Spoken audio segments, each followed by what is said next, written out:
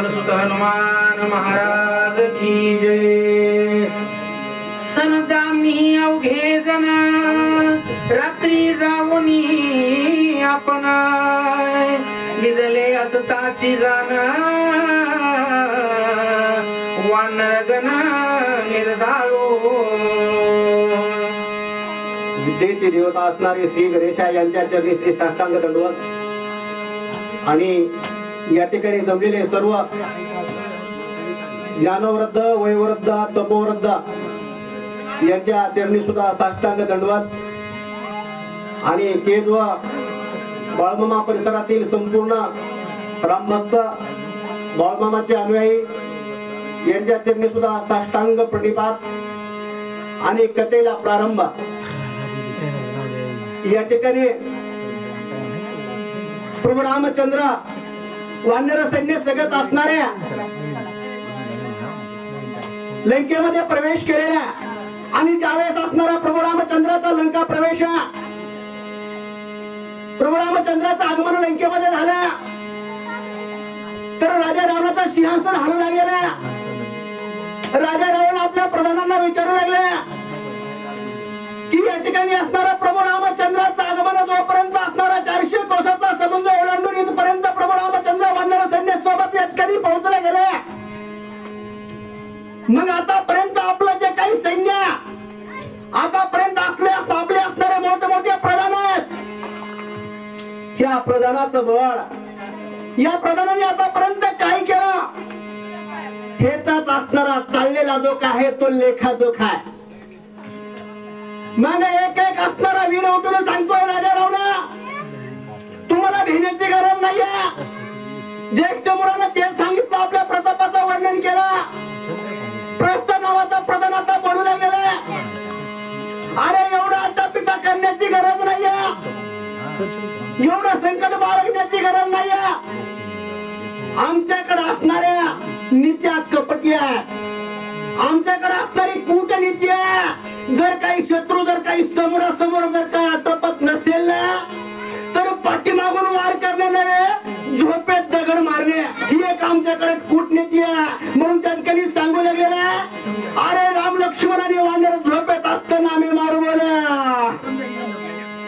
सौमित्र आणि रघुपती सुग्रीवांगी दांगदादी जुलपती जाऊनी मारू रातो राती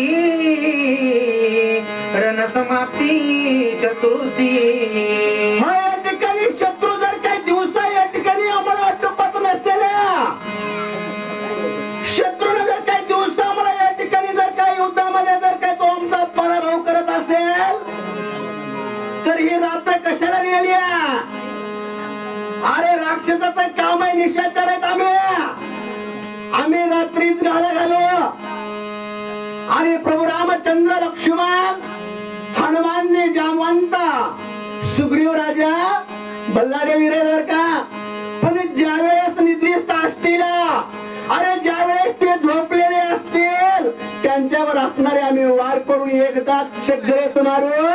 कोण बोलताय तर प्रस्थ प्रधान बोलू लागलेल्या ऐशी करुणिया ख्याती यश देऊ लंकापती हेची आवडी माझे चित्ती वीराप्रती सांगत।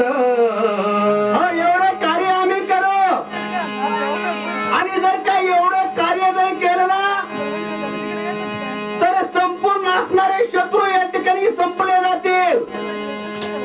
आणि हीच असणारी आनंदाची गोड बातमी आम्ही राजा रावणाला सांगू। आणि ही गोड बातमी राजा रावणाला सांगितल्याच्या नंतर राजा रावणाला अतिशय आनंद होणार आहे। अशा प्रकारचा तो असणारा वीर असणाऱ्या त्या साध सभेमध्ये राजसभेमध्ये त्या ठिकाणी आपला पराक्रम बोलून दाखवू लागलेले आहे। ऐसी धूम्राक्षाची उत्तरे निर्बसिली महोदरे श्रीरामी नित्य रक्षिली वानरे सपरिवारे सुग्रीवे। असा असणारा पराक्रम असे असणारे युद्ध कूटनीती धूम्राक्ष नावाचा जो काही प्रधान आहे ते त्या ठिकाणी बोलू लागलेले हेच असणारे शब्द मोहधर लक्ष्याचे शब्द खंडित केलेले आहेत आणि महोदर सांगू लागलेला, अरे तुम्ही जे काही सांगायला लागला, तुमची जी काही नीती आहे की आम्ही रात्रीमध्ये जाऊ आणि राम लक्ष्मणाला वानर सैन्याला एकदाच मारू, अरे बोलणं तेवढं सोपं असतं पण करून दाखवणं मात्र खूप अवघड असतं. अरे त्या राम लक्ष्मणाला मारायला, वानर सैन्याला मारायला राजा सुग्रीव काही झोपलाय का? संपूर्ण वानर सैन्य घेऊन आलेला नव्हे, प्रभू रामचंद्र ही झोपलेले नाही. तुम्ही जे विचार करताय तो चुकीचा विचार आहे, महोदर सांगू लागलेले आहेत. निजल्या वानरा करावा घात, हा कोण तुझा पुरुषार्थ, दुम्राक्षाची सभ्यांत निर्वासित महोदरा. त्या ठिकाणी महोदर सांगू लागलेला, झोपलेल्या वीरावर वार करणे नव्हे, झोपीत असताना त्याचा घात करणे, झोपलेल्यांना मारणे,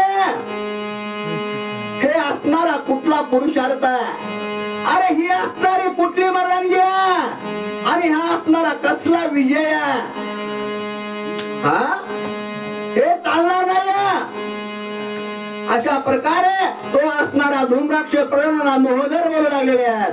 श्रीराम नित्य सावधान, सोयरणी वानरगण, सुग्रीव राजा आपण करी रक्षण अहोरात्र. आणि राहिला विषय असणारा झोपेत वानर सैन्याला आणि प्रभू रामचंद्राला मारण्याचा, महोदर सांगणारा धूम्राक्ष, मी काही सांगतो, माझ्या शब्दाकडे, माझ्या बोलण्याकडे जरा लक्ष द्या. अरे त्या असणाऱ्या सुग्रीवाचा 18 पद्म वानर असणारा प्रभू रामचंद्राच्या कार्यावर त्या ठिकाणी असणारा विश्वास ठेवून त्या ठिकाणी आलेला, तो असणाऱ्या प्रभू रामचंद्र त्या ठिकाणी झोपणार आहेत का? अरे तो असणारा ईश्वरा, त्याला असणाऱ्या संपूर्ण जगाची काळजी आहे, तो असणारा अहोरात्र जागा, प्रत्येकाच्या त्या ठिकाणी असणाऱ्या कल्याणासाठी त्या ठिकाणी तो जागृत आहे. आणि तो परमात्मा झोपणार आहे का? आणि तो असणारा राजा सुग्रीव, त्याला वानरांची काळजी आहे.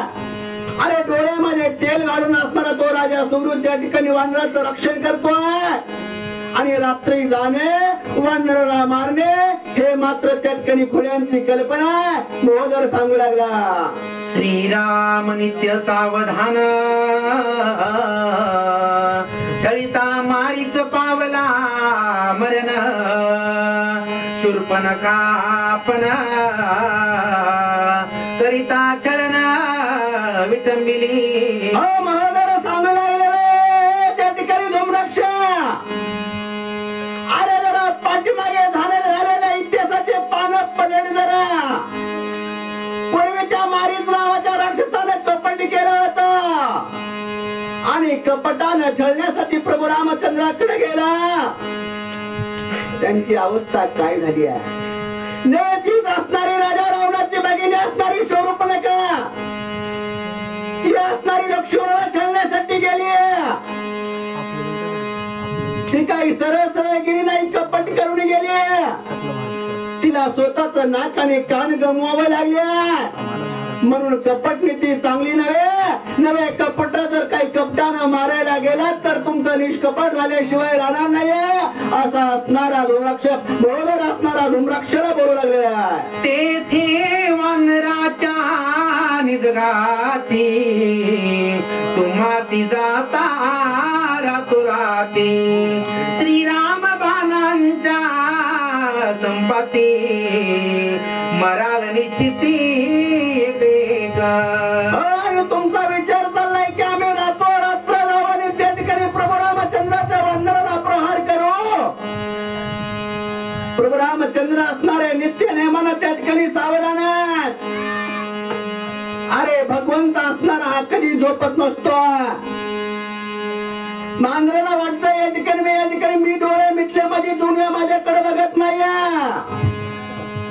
तसं नसतं. अशा प्रकारे प्रभू रामचंद्र सावध आहेत. आणि प्रभू रामचंद्र सावध असल्यामुळं या ठिकाणी असणाऱ्यावर काही ठिकाणी वाढणाऱ्यावर वार करणं हे तुम्हाला जमणार नाही अशा प्रकारचा बोधर त्या ठिकाणी धुमराक्षाला बोलू लागले बंद करा